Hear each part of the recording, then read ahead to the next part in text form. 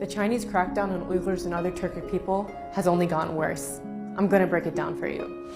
You may have heard that China has detained millions of Uyghurs and other Turkic Muslims in torture-ridden concentration camps and prisons, where they are forced to denounce their religion and ethnic identity.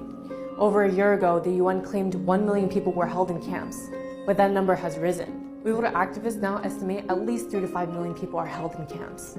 What you may not know is that this is all happening in an occupied nation called East Turkestan, or what China has renamed to as Xinjiang. In fact, Xinjiang means new colony. China calls the people of East Turkestan ethnic minorities, despite them being natives of the land for thousands of years. After occupying the land in 1949, China has been attempting to slowly wipe out the nation. China calling us ethnic minorities is their attempt of erasing us, because for the longest time, we were actually the majority of our homeland. Many people identify this as an act of cultural genocide, and it very much is.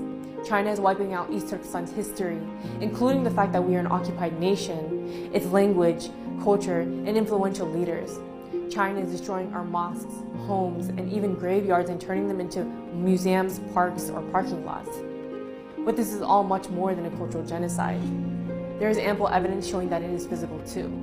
There have been numerous reports of death, torture, forced sterilization, organ harvesting while prisoners are alive, people being drugged with unknown substances that cause memory loss and mental derangement, rape, and forced abortions.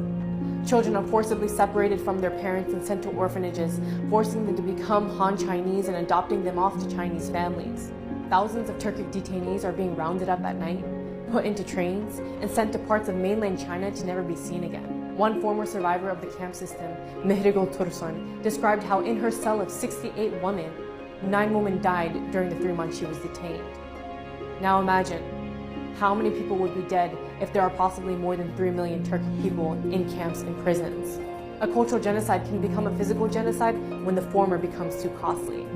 The international community must start calling it a physical genocide before it is too late, because cultural genocide is not a defined crime in international law.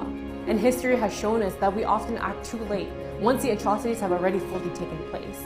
Unfortunately, it's not until we start seeing the mass graves that we call it a genocide.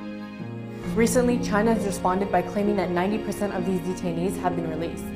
But in reality, when they are released from these camps, they are transferred to prisons and sentenced to massive prison terms, anywhere from 10 to 15 years to life imprisonment. Or they become modern-day slaves, forced to work in factories with little to no pay. Most governments have been forced to remain silent on this issue because of their business deals with China.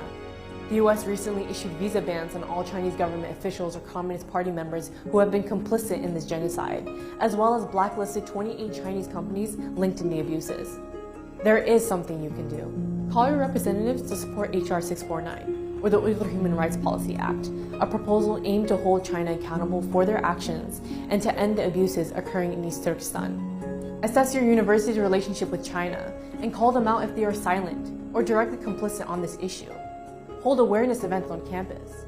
MIT has partnered with 3 major Chinese companies, iFlyTech, Huawei, and SenseTime, that have built the surveillance technologies being used to oppress and round up people into camps. Call out MIT for being directly involved with these crimes against humanity. Go to SaveUyghur.org to learn more on what you can do to help.